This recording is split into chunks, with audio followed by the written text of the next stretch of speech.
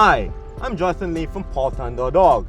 You join me here in the south of France and I'm driving the original Mercedes-Benz G-Class Cabriolet and I'm enjoying the sun.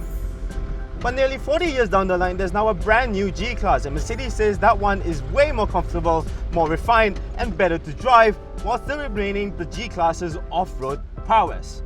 But is it any good? We're here to try it out.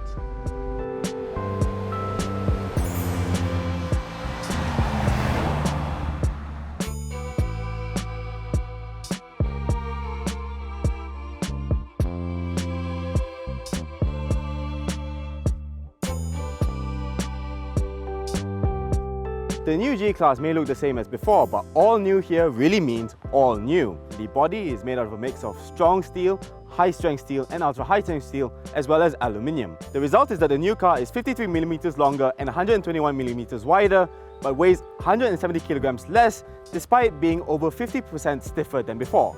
All the elements of the G-Class are still there. There are still 3 active locking differentials at the front, center and rear, as well as a low-range transfer box. The front now features independent double wishbones instead of a solid axle, and while the rear still has a solid axle, it now has a 5-link configuration for better wheel control.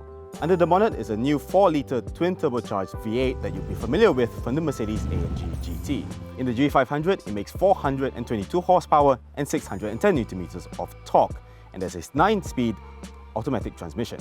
This here is the Mercedes-AMG G63, and it makes 585 horsepower and 850 Nm of torque. This one will get to 0 to 100 km an hour in just 4.5 seconds and will go all the way to a top speed of 220 km an hour or 240 km an hour with the Mercedes-AMG driver's package. The previous G63 had a 50-50 split all-wheel drive system, but this one now has a 60% rear bias for more dynamic handling. The G-Class looks almost the same as before, but there are a few new details such as these headlights, which are available with multi-beam LED technology, as well as this Pan America grille on the G63. The wheel arches and bumper are also better integrated for a more fluid look. One cool new feature are these protruding indicators. They are a hallmark of the G-Class's design, but they've been re-engineered for better crash safety, sinking down upon impact. It's along the side where you can really see the similarities between the new car and its predecessor. You've still got these protective side strips, the squared-off wheel arches, the upright pillars, and a flat roof. The G63 meanwhile still gets its cool dual exhaust pipes on either side. One thing that would be familiar to many G-Class owners is this big door handle.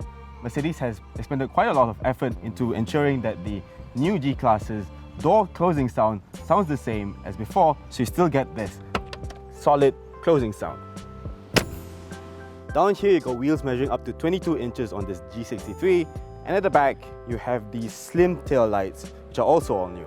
In fact, the only thing that you recognize from the old car is this spare wheel cover, one of the few things that have actually been carried over from before.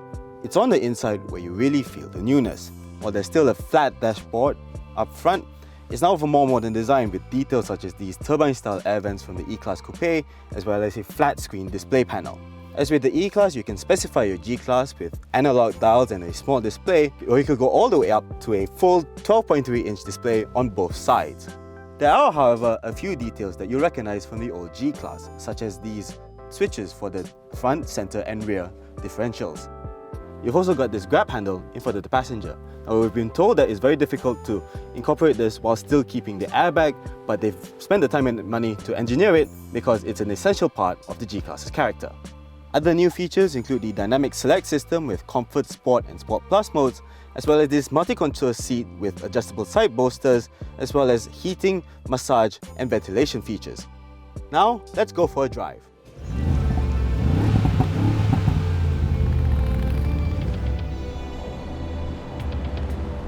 So the first thing you notice about driving the G63 is just how tall it is. It really does feel like driving a 585 horsepower apartment.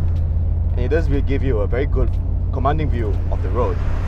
That's not to say that it's quite big, it's actually fairly narrow, and you can look at your corners using the indicators to know precisely where the corners are.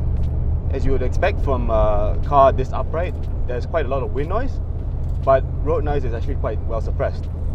Then there's the engine. With 585 horsepower and 850 Nm of torque, this is not slow. There's quite a lot of push going on. Just listen to it. With this engine and that noise, it really is an exciting car to drive. And while this is a off-road style vehicle with its leather chassis, the handling does hold up. The steering wheel is not quite as sharp as most AMG models. You can still trust it, you can still place the car exactly where you want it to be. Ultimately, it's quite hard to expect a car that is good off-road to steer quite well, and the fact that this does is actually quite a good thing. So this is actually quite a fun car to hustle around the bends. Obviously, being so tall is a little bit nervous at speed, but you learn to trust it. You learn how to trust its stability and poise, and you can really push this thing quite hard. Overall, this is a very, very fun car to drive, and it always gives you a big smile on the face. It's not a Porsche, but it's quite close. And of course, you will never get tired of the noise.